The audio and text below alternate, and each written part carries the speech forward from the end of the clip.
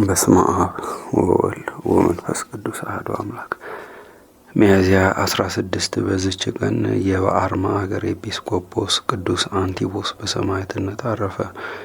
እርሱም የመለኮትን ነገር ለሚናገር ለወንጌላዊ ዮሐንስ ረድኡ ነው። እርሱም ከአይሁድ ወገን በግዛት ውስጥ አንድ ሰው የሚታይ እስካልሆነ ድረስ አይሁድን ያጠፋቸውና ኢየሩሳሌምንም ባፈረሳት በአስባስያኖስ ልጅ በግማትያኖስ ዘመን ነበረ። ከእስራኤል መንግስት ትውልድ ያላቸውን ብዙዎችን ገደላቸው። ለመንግስቱና ለራሱ ስለፈራ ነው።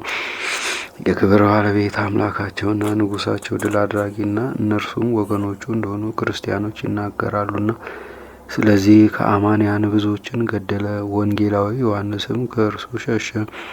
የዮሴፍ ልጅ በሮሜ ከተማ ታስሮ ሳለ ወደ ኢየሩሳሌም ጭፍራ ልኮ የይሁዳን ተወላጆች ወደ እርሱ አስመጣቸው። የክብር ባለቤት ስለሆነ ክርስቶስ መንግስት በጠየቃቸው ጊዜ ክርስቶስ ሰማያዊ ንጉስና በሰማያት የሚኖር እንደሆነ በሕያዋንና በሙታን ሊፈርድ ለሁሉም እንደየስራው ሊከፍለው ዳግመኛ ይመጣ ዘንድ እንዳለው አስረዱት።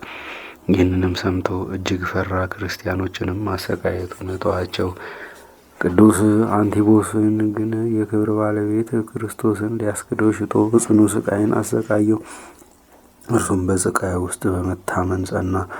ከዚህም በኋላ ከናስ በተሰራ በላመ ፈጅጋን ውስጥ አድርገው ከበታቹ እሳትን አነደዱ። እርሱም በውስጡ ሆኖ ስለከበረ ስሙ ምስክር ሊሆን ያደለው እግዚአብሔርን ፈጽሞ ያከብርና ያመሰግን ነበረ።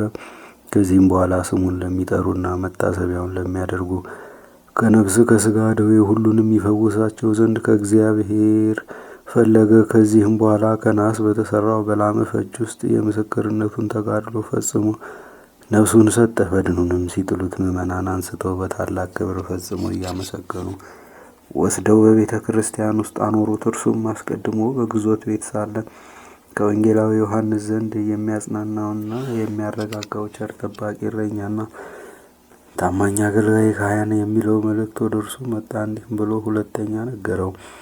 በሰማዕትነት እንደሚሞት አንተ ከከበሩ ሐዋርያትና ከሰማዕታት ጋር ተቆጥረሃል። ደግሞ ከስጋው ጣፋጭ ሽቱ ቅባት እንደሚፈስ ስለ እርሱ ተነገረ። እርሱም መዓዛው እጅግ ጣፋጭ የሆነ በእምነት ለሚሻ ሁሉ እስከ ዛሬ ጠቃሚ የሆነ ነው። በረከቱ ከእኛ ጋር ለዘላለም ትኑር አሜን። በዚህችም ቀን ደግሞ የሰማዕት ሳባ መታሰቢያው ነው። በረከቱም ከእኛ ጋር ለዘላለሙ ትኑር አሜን።